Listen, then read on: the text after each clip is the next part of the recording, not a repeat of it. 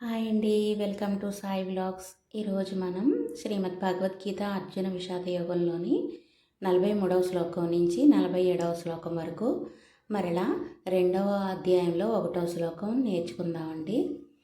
దోషైరేతై కులఘ్నానాం వర్ణసంకరకారకై ఉత్సాద్యంతే జాతి ధర్మాః కులధర్మాశ్చ శాశ్వతాః. భావం: వర్ణసాంకర్యమునకు మూలములైన ఈ దోషముల వలన కులఘాతకుల యొక్క సనాతన కులధర్మములు, జాతి ధర్మములు నష్టమగును. 44వ శ్లోకం. ఉత్సన్న కులధర్మాణం మనుష్యాణం జనార్దన నరకే నియతం వాసః భవతీత్యను శుశ్రుమ. 44వ శ్లోకం. భావం: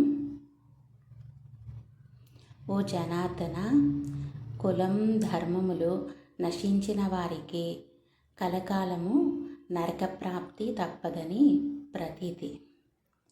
45వ శ్లోకం. అహోబత మహత్పాపం కర్తుం వ్యవసితా వయం యద్రాజ్య సుఖలోభేన హంతుం స్వజనముద్యతాః. 45వ శ్లోకం. భావం: అయ్యో, మనం బుద్ధిమంతులమై ఉండియో రాజ్య సుఖలోభముచే స్వజనులనే సంహరించేందుకు ఉద్యుక్తులమై ఈ ఘోర పాపకృత్యములకు ఒడిగట్టుచున్నాము. ఇది ఎంత దారుణం!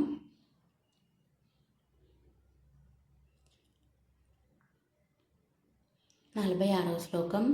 యది మామప్రతీకారం అశస్త్రం శస్త్రపాణయః ధార్తరాష్ట్రారణే హన్యుః తన్మే క్షేమతరం భవేత్. భావం: శస్త్రరహితుడైన ఎదిరింపని నన్ను శస్త్రములను చేబూని ధార్తరాష్ట్రులు యుద్ధమున వధించినను అది నాకు మిక్కిలి క్షేమకరమే అగును.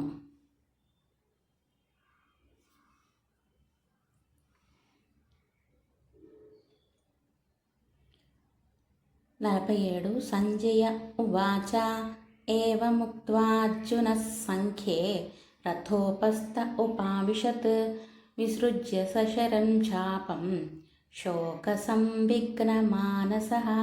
భావము: సంజయుడు పలికెను.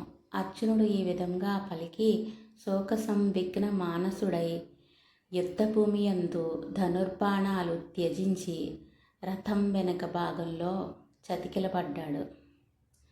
ఓం తత్సదితి శ్రీమద్భగవద్గీతాసు ఉపనిషత్సు బ్రహ్మ విద్యాయాం యోగశాస్త్రే శ్రీకృష్ణార్జున సంవాదే అర్జున విషాదయోగో నామ ప్రథమోऽధ్యాయః.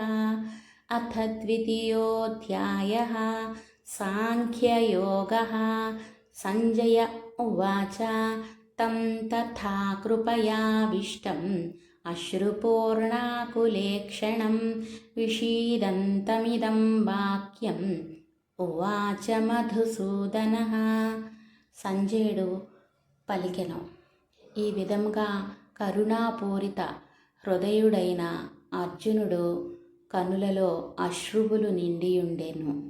అవి అతని వ్యాకులపాటును శోకమును తెలుపుచుండెను. అట్టి అర్జునుడుతో శ్రీ కృష్ణ భగవానుడు ఇట్లు పలికెను.